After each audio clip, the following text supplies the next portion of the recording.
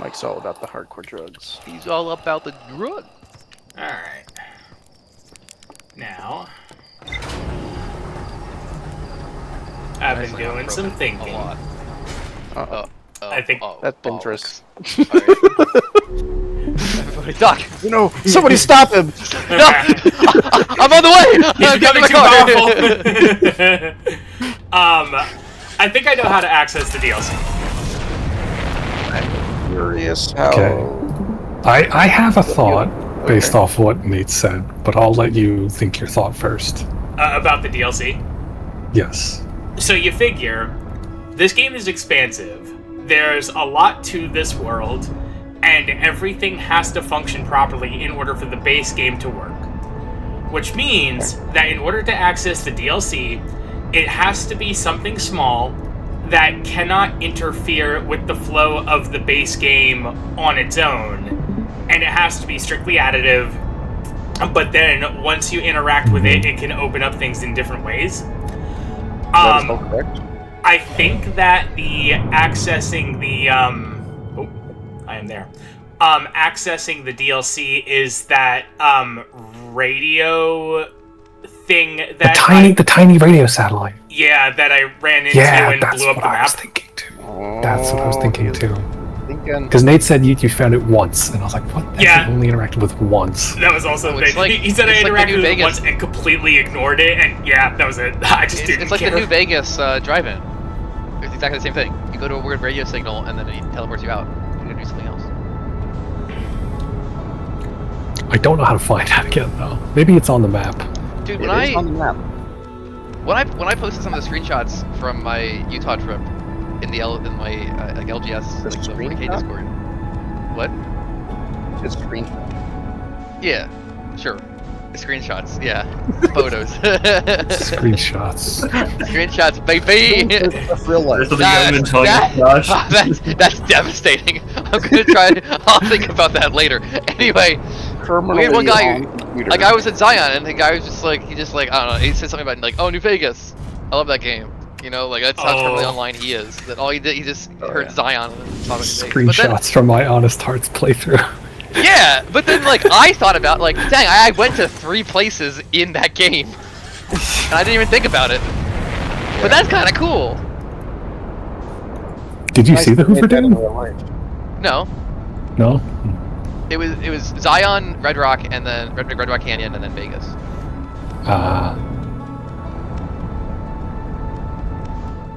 I saw the building. It looked like the Lucky 38.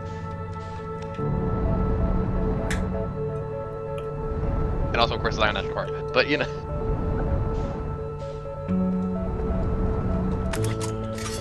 We got to e-bike through Red Rock Canyon. That was beautiful. Like, getting there was a pain, because we biked there from Bryce Canyon, like along the highway. That was not super great. I mean, it was kind of nice. It could have been a nicer day, but it was still, like, beautiful. The plains and mountains out in the distance and stuff like that. And you get to Red Rock, and, like, you're in the forest, going up and down hills on an e-bike. That's really fun. That was a lot of fun.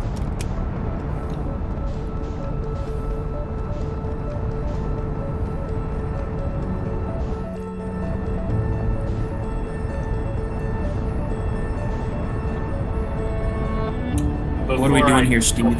Before I tackle the DLC and try and find the radio station and everything again, I want to play around with the Ash Twin project and see what it takes to break the time cycle, if possible. Oh, okay. So, like, what actually happens if I just lock myself inside of the shield? Yep.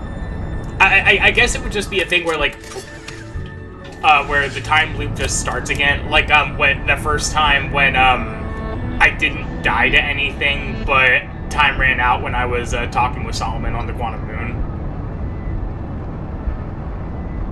And it just kind of reset the game because 22 minutes was up. I kind of feel like it's going to be like that, but I'm never going to know if I don't try. I'm also kind of curious what it looks like. Like, I guess you probably wouldn't see anything inside the shell, but like it's surviving a supernova on the outside. I wonder if it'll like heat up and look all spicy. And maybe you can see it cracking. I think you were close to getting one of these secret endings? I did get it the last time. Yeah. Well, you got. I don't know what the heck happened there. Well, okay. If you do it again, where you fly into it, where the warp core is, as the sun is exploding, you can go back there again the next loop. Right. And then that's the part you didn't do. So you got like one ending there. There's a different one you can do. Oh yeah, also I was really curious. I didn't watch far enough to see anything new, but I checked out the speedrun video. So I didn't like watch it to the end, but I saw the start of it. And they don't actually do it on the first loop. They intentionally die. They kill themselves twice because apparently on your third loop is when you unlock the ability to sleep at campfires. So they just kill themselves twice and then sleep at a campfire until an exact precise timing and then just slingshot themselves straight at the Ash Twin and just ride the lightning right in with the perfect timing to get into the Ash Twin teleporter right as the sand pillar is passing. It's crazy. Yep. The DLC ones are pretty cool. There's a speedrun for the DLC, which uses this weird. It's not really a glitch per se, but it's certainly unintended. That they refer to as lucid dreaming, and I won't explain that any further than that. But it is like completely breaks the DLC, and it's very funny when it triggers.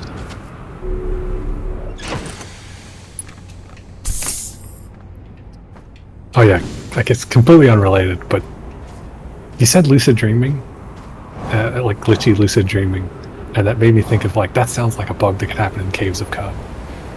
Oh, maybe. And then I was thinking about Caves of Cod, and I was thinking about roguelikes, and that reminded me. I was talking to Rod about this last week, I think before some of the rest of you guys showed up, and I've been on a quest for a bit recently to beat my favorite roguelike with every class and race combo. Or not every combo, but every class and race individually, because every combo would be ridiculous. There's like 26 of each, and I finally did it, and man, that was rough. Hey, congrats. It's really annoying because the last class that I needed to beat the game with was this insane class where you're basically a knight of Sheogorath, and you gotta follow a chaos god who just does random shit to you all the time. You have to go right a little too soon, as I it's think. passing it. Yeah, you went way too soon. Too soon. You have to wait a little bit. It has to be directly above you, basically. So you can't be too early, can't be too late. I have to arrive precisely when I need to. Got it. Indeed.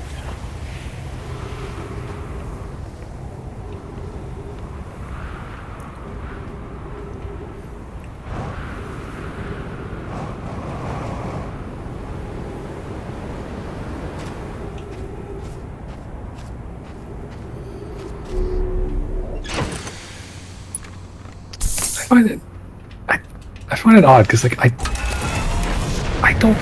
didn't used to think of myself as like an obsessive completionist, but like sometimes I'm like, yeah, I do got a little bit of that dog in me. Excuse me? What an odd way to say that. You got a little of that grind, you know what I'm saying? He's on that Sigma grind. Sometimes like I don't know when it started, but at some point I was just like, yeah, it is nice to get 100% achievements. But then it leads to this weird feeling where I'm like hardcore chasing specific achievements. Yep. Because like there's always the last one, and it's always like the most annoying one usually. Well, it's the one you Maybe say not the always, last but- because it's annoying. Yeah. And then it's like you finally do it, and you're like, oh yeah, the relief. And it's like that South Park bit from the WoW episode of like, well, now I can finally start playing the game. but like I'm kind of burnt out because I've been chasing this thing for a while. It's like, oh, I don't really.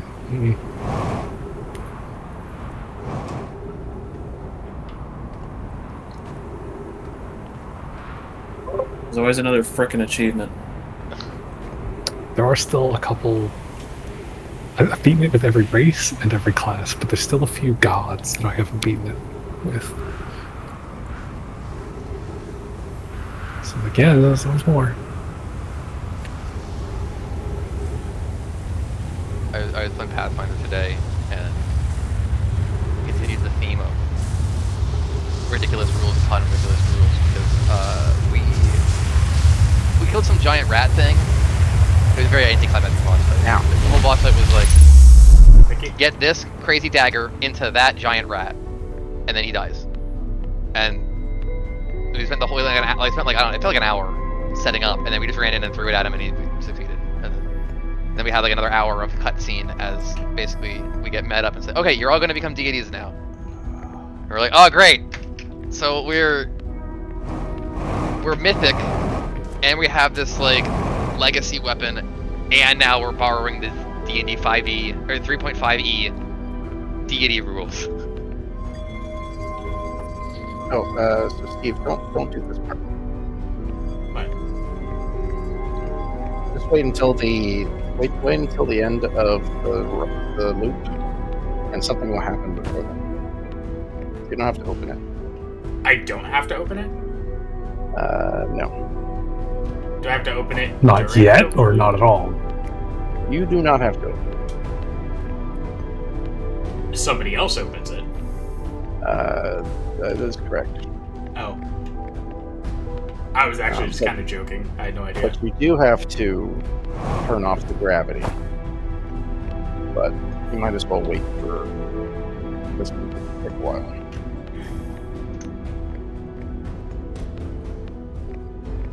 Are you able to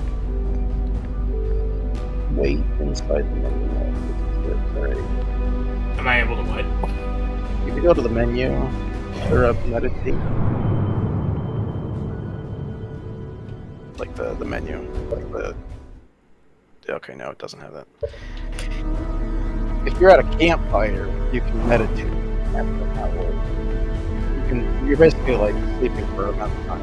Alright, you are really quiet all of a sudden. No. Yeah, I saw that in the speedrun video that I watched, the early part of it. The devs, because it was one of those IGN devs react to speedruns thing. The devs were talking about how, and you can actually see it on the timer, that like the speedrunners have a mod that like pauses the timer for the speedrun timing when they're running the like fast forward time at a campfire function, because when you're fast forwarding time at a campfire, it's doing it by just cranking the simulation speed to maximum. Oh yeah, everything is simulated. And because of that, it actually fast forwards at different speeds depending on like how strong your computer is or if you're on a console. And so in the effort of in the spirit of fairness, the speedruns are timed with just the sleeping at the campfire removed from the timer.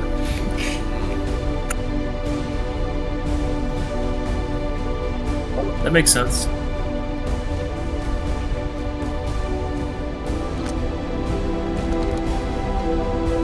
So is one of those masks broken? It's Yeah, off that the walls. Interesting.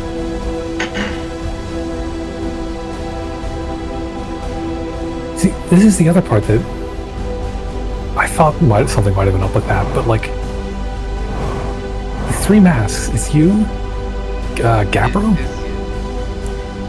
and then there's the mask that's used to transmit the coordinate data for the eye. Solanum does not have a mask here. There's only three masks. One of them's Gabbro, one of them's you, one of them's the probe tracking data. Solanum doesn't have a mask. And like, I Are don't... they outside the thing? Well, yeah. So she I think... she is both dead and alive because she's on the moon. She's on the quantum moon. Actually, so- it wasn't... Like, yeah, it's not spelled out, but I assume like she was maybe on the quantum moon or heading to the quantum moon when the ghost matter exploded. Right, and so when she, So like the corpse that you see on the South Pole thing is her, but she is Yes. also still alive. yeah, this is whenever the quantum moon is in the other positions, she would have been. That's within the solar system, and so she died because of the ghost matter. But when it's at the eye is outside of the solar system, and so she survived. And in theory, maybe the Nomai just have longer lifespans than we're expecting. No, because there was a thing in one of the notes where they're like joking about we need to extend our lifespans to wait for the sun to go supernova naturally. It's like, I don't think that's normal lifespan. I think she's like trapped in some kind of quantum ghost form. They could still last a long time, but not long enough for a supernova. 281,000 years? Yeah.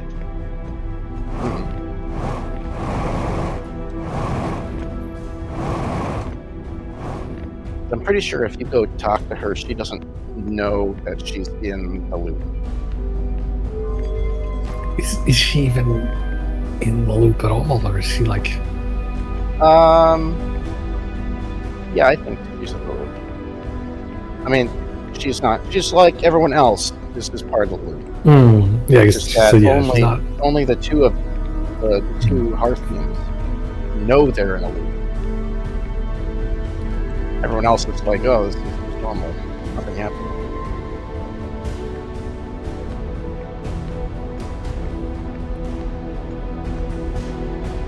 Okay, so the three masks are me, the guy on Water Planet, and third unknown person. No, the third mask is from the probe tracking module under the water. Remember when you got to the middle through the jellyfish, and you found the probe tracking module that had the coordinates for the eye? The third statue is down there, and the notes were saying that like that statue isn't actually tied to a person; it's tied to the probe itself. Oh, and it's it's because the statues function by sending your memories back in time as data. Yeah. This is just sending data back that's not memories. It's sending back just the data from the probe. Because like they need some way of sending the data back, or else it would be useless, right? Because they need the data from the future. Yeah, the probe goes in a random direction. If it finds it, if it doesn't find it, it goes back and it says, no. But if it does find it. It's like, so I guess, yeah. I don't know if it was ever really spelled out exactly how it went down, but it really seems like basically the sun went supernova, and that kicked the Astron project was basically set up. Keys already in the ignition, just waiting for the jump start, just waiting for like the jumper cables to kick it into gear. yeah. Right. And then when the sun went supernova naturally, that just happened on its own. Which then, once that happened and the project was started up, it automatically started firing off the cannon and looping. That's why. But at that point, but we weren't in the loop yet because the project hadn't succeeded. And it was only once the project succeeded in finding the eye that it turned on the rest of the statues, because that was how the Nomai were supposed to be like led into the loop to know, hey, we found it. So it ran like however many, like hundreds of thousands of loops, randomly firing the cannon without any of us aware of the loop. Then when it in the failed, loop, but you weren't out the loop, like outside. well, everyone was in the loop. We just weren't aware of it. Yeah. But then once, yeah, well, you get taken out the loop. Once it found the eye, then the rest of the statues turned on, and Well, so no, that's. We weren't aware of. Let's say we were all in the loop forever, like as long as the loop's been going on, I think. But we weren't aware of the loop until we happened to stumble upon that statue. Because the statue was in the museum already. Yeah. But like that couldn't have, like the day we did that couldn't have been like any other important day. Like I think that we were looping every time it was until one day we touched that statue. We didn't touch the And then we statue. became aware It's Yeah, it just zoinked looked at onto us. us from across the Yeah, room. okay. Yeah, we happened to go near it. Like, if we didn't happen to go near it that one day, like I think that as many times as it yeeted a cannon shell, we were exploring. We were launching our spaceship for the first time, and then like in one of those loops, we happened to go near that statue, and then it activated, and then we became aware of it. I think my question becomes, why us? Which is a We very happen to depressing be the question one to ask, go but- near the statue. That's Yeah, it. yeah, but there's like 5 other people in the museum. Yeah, but they didn't look at it a specific way or whatever. Yeah, they didn't give the stink eye or No, it was the timing. I'm convinced it was the timing of like the statue turned on the moment that the previous loop's probe found the eye. Well, so I would have to look and see if on the first day, does the probe fire in the sky? Or does that not happen until the second time? Well, that's my point. I think there were however many like million or 100,000 or whatever loops before. Like the first loop we experience as the game is not the first actual loop. Because we were just like everybody else. We were unaware that we were looping. I'd have to. It would be determinant on whether, when you load up a brand new save, does the probe launch immediately? Alright, showtime. What am I doing? Release the gravity Release the gravity. so that you can fly or float up, and then just look up at it. Oh, and quick. Look up at what? That just watch for it. This thing? Yeah. Alright. When the sun goes supernova, something will happen. Well, when the sun goes supernova, it would open, and then you go in it. Oh, and then I go in it. Yes, but you should stand back and watch it first.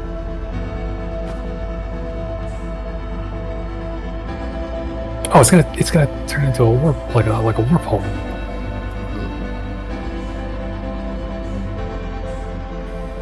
Because there needs to be an actual black hole for the travel to work.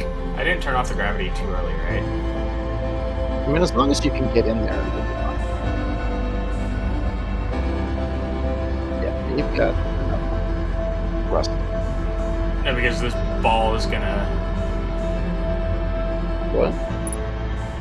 That's what's happening. Yeah, so just Look go up and look at at it.